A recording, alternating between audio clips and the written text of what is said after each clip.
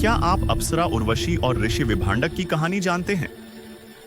महर्षि कश्यप के पुत्र ऋषि विभांडक एक बार गहन तपस्या में लीन थे।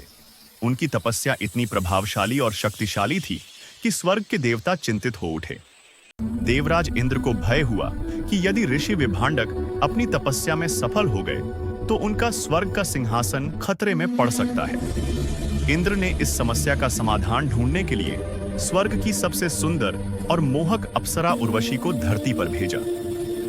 उर्वशी का उद्देश्य था ऋषि विभांडक की तपस्या भंग करना।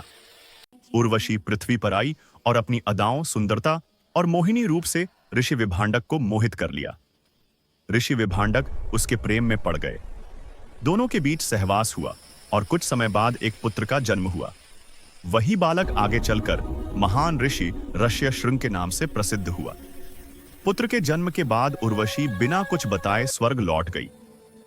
जब ऋषि विभांडक को यह ज्ञात हुआ कि उर्वशी ने केवल उनका तप तोड़ने के लिए उन्हें छल पूर्वक मोहित किया था, तो वे क्रोध से भर उठे।